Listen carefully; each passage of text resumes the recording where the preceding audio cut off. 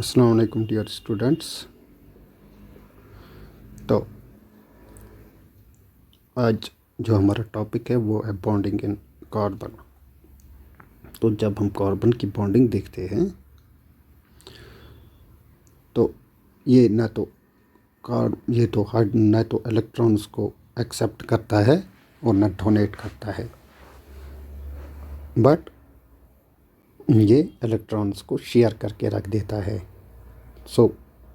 जब हम देखते हैं कि इलेक्ट्रॉन्स शेयर हो रहे हैं, so that we called covalent bonds, and carbon forms single bonds, double bonds and triple bonds also। तो कैसे सिंगल बॉन्ड्स बनते हैं, डबल बॉन्ड्स कैसे बनते हैं और ट्रिपल बॉन्ड्स कैसे बनते हैं, तो इसको हम डिस्कस करते हैं आज के टॉपिक में।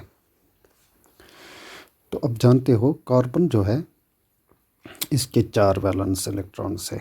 4 इलेक्ट्रॉन्स आउटर शेल में पाए जाते हैं, तो इसकी वैलेंसी 4 है। तो इन 4 इलेक्ट्रॉन्स को जब हम एक मोनोवैलेंट एलिमेंट के साथ बॉन्डिंग करें, मोनोवैलेंट क्या होता है? Mono means 1 and valent means valency. So valency of 1। तो फॉर एग्जांपल हाइड्रोजन, जिसकी आउटर शेल में एक ही इलेक्ट्रॉन होता है, तो कार्बन और हाइड्रोजन जब बॉन्डिंग करते हैं तो 4 हाइड्रोजन एटम्स एक कार्बन के साथ बॉन्ड हो जाते हैं। तो एक इलेक्ट्रॉन एक कार्बन का और एक इलेक्ट्रॉन हाइड्रोजन के शेयर हो जाते हैं। तो जब भी हम इस बॉन्डिंग को देखते हैं तो हर तरफ से 2 इलेक्ट्रॉन्स पेयर होते हैं।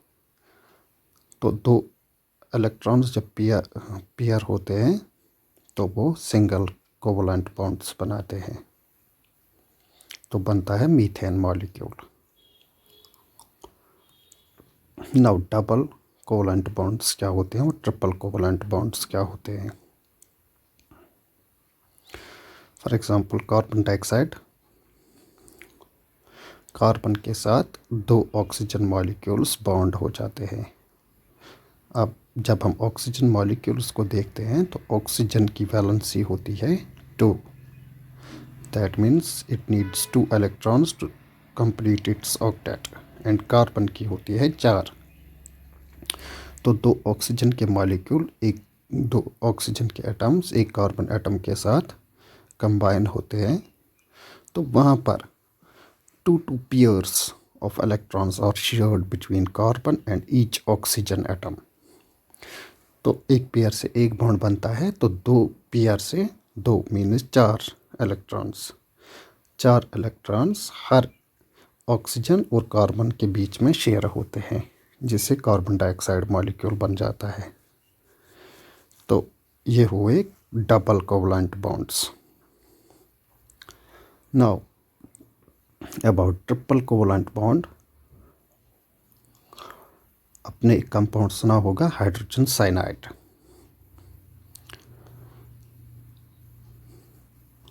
So what is this hydrogen cyanide? It has formula HCN, hydrogen, carbon and nitrogen.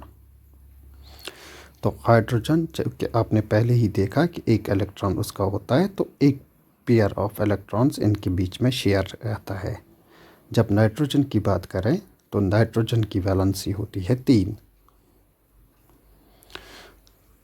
तो 3 नाइट्रोजन के इलेक्ट्रॉन्स और 3 कार्बन के इलेक्ट्रॉन्स एक दूसरे के साथ शेयर होते हैं। तो here 3 pairs of electrons are shared between carbon and nitrogen, which give rise to the triple bond। ये देखिए 3 कार्बन के एटम्स और 3 नाइट्रोजन के एटम्स,